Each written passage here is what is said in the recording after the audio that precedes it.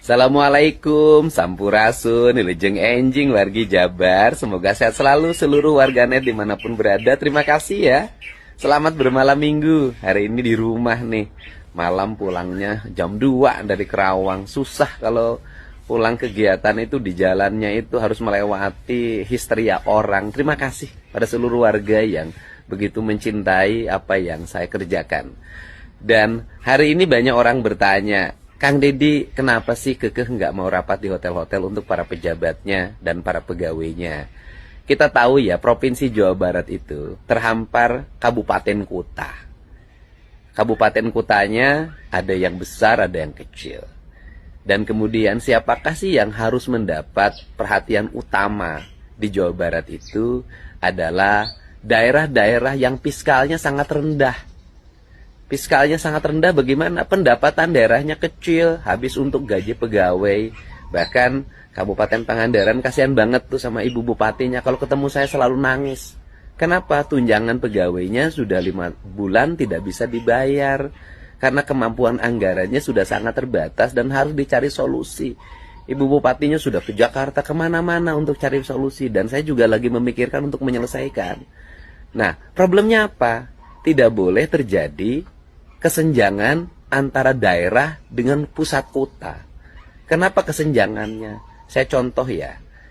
Kalau di daerah dapetin pendapatan misalnya gali pasir, alamnya rusak, jalannya rusak.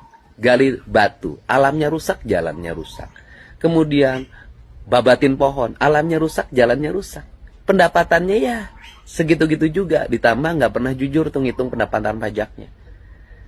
Tetapi di pusat kota yang hotelnya banyak, mereka mendapatkan uang itu relatif besar dengan turis segala macam, itu tinggi. Setelah itu tidak ada kerusakan apapun.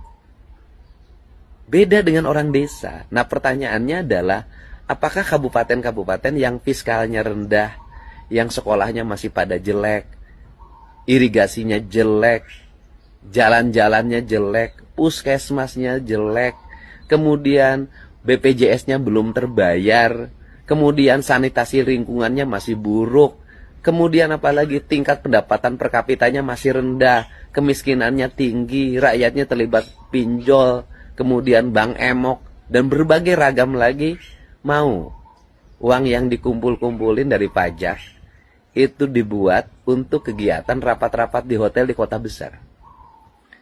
Bintang 1, bintang 2, bintang 3. Karena rata-rata pejabat nggak mau rapat di hotel melati.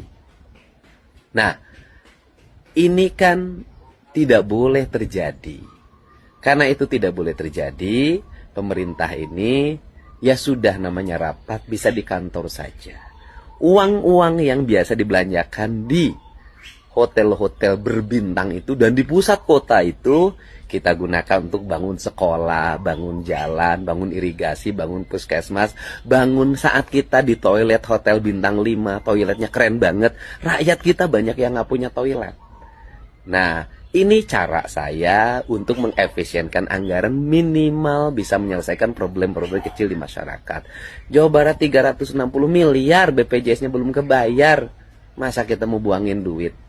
Ya, untuk itu saya mohon maaf menjadi gubernur yang kekeh pada sikap-sikap saya demi kebaikan masyarakat. Dan saya pun mengajak para bupati, wali kota di seluruh Jawa Barat yang belum kaya-kaya amat, ia ngeluh-ngeluh ke saya karena dana fiskal daerahnya rendah. Yuk kita efisien.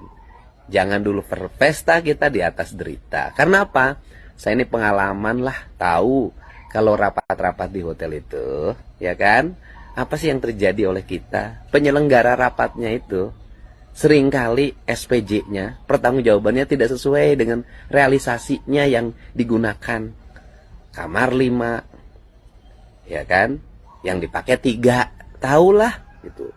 Makan 10, ya kan? Yang dipakai 7, kan itu yang terjadi. Nah, untuk itu mari kita bersama-sama mengefisienkan anggaran negara ini, khususnya para bupati wali kota di seluruh Jawa Barat, khususnya Pemprov Jabar, untuk kepentingan rakyat Jawa Barat dan untuk kemajuan daerahnya masing-masing.